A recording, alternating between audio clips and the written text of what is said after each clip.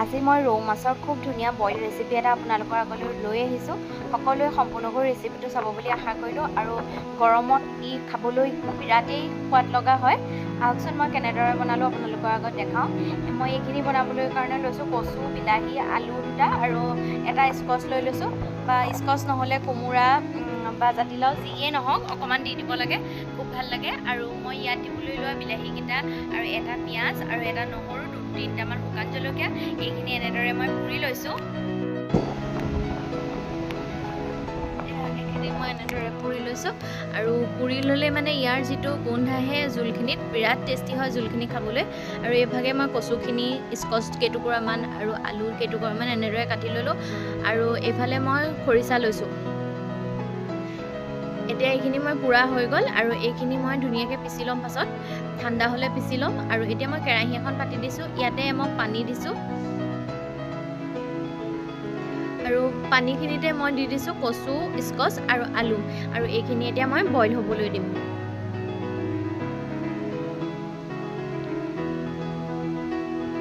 আৰু এইখিনি বইল হোৱাত এতিয়া এইখিনি মই ঠাণ্ডা কৰি ল'লোঁ। বিলাহী আৰু পিঁয়াজটো টুকুৰা টুকুৰকৈ কাটি লৈছোঁ আৰু এইফালে নহৰু কেইফুটা, শুকান জলকীয়া, পিঁয়াজটো, এইখিনি এটা মই পেষ্ট বনাই ল'ম ইয়াতে।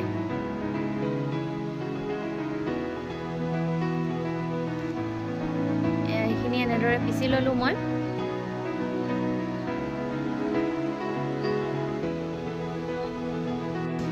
বিলাহীখিনি কেঁচাকৈ দিলে যিমানটো ভাল লাগে আৰু পুৰি দিলে তাতকৈ বেছি ভাল লাগে।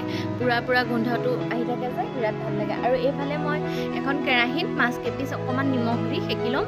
আৰু এইখিনি এইবাবে লৈছোঁ, এইখিনি কচ মাছ নহয়, যিহেতু ৰৌ মাছ লৈছোঁ, সেইবাবে অকণমান ইয়াতে খালী কেৰাহীতে মই সেকি লৈছোঁ।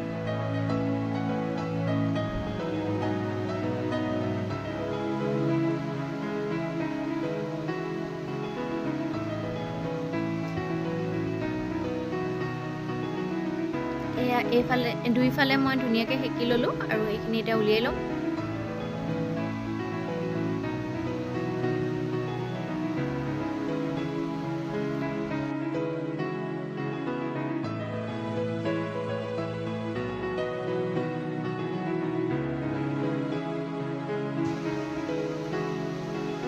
এইফালে কচুখিনি, আলুখিনি এনেকৈ আধা সিজি গ'ল আৰু উতল আহি গ'ল।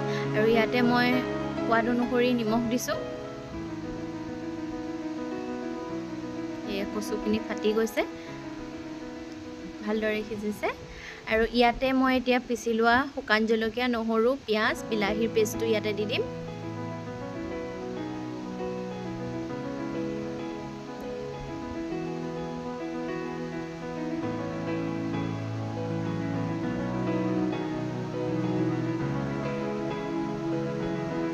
এতিয়া ইয়াতে মই খৰিচা 3 চামুচ লৈ ল'ম।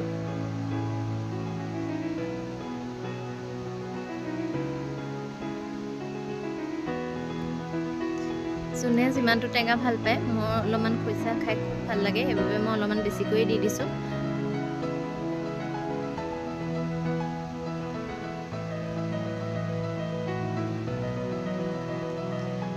আৰু এইখিনি এতিয়া মাছখিনি দি দিম ইয়াতে, আৰু এইখিনি এতিয়া সিজিবলৈ দিম মই।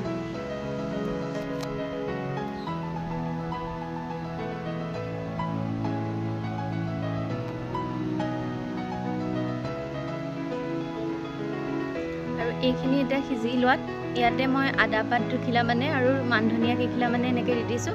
আৰু ইয়াতে মই কেইটুকুৰামান আলু এনেদৰে ভাঙি দিম।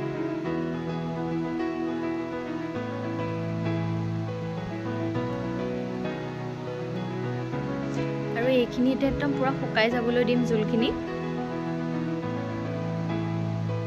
আৰু এইখিনি জোলখিনি শুকাই এনেকুৱা হৈ গ'লগৈ, ধুনীয়া কালাৰ এটাও আহি গ'ল আৰু বিৰাট খাবলৈও কিন্তু বিৰাটেই সোৱাদ লগা হৈছিলে।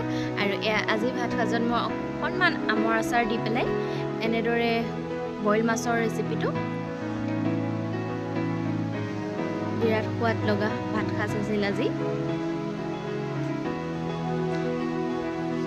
কোনে কোনে এনেদৰে খাই কমেণ্ট কৰি জনাবচোন। আৰু আজিলৈ মোৰ ভিডিঅ'টো ইমানেই আছিলে আকৌ এবাৰ লগ পাম অন্য এটা ভিডিঅ'লৈ তেতিয়াহ'লে আজিলৈ আহিলোঁ বাই বাই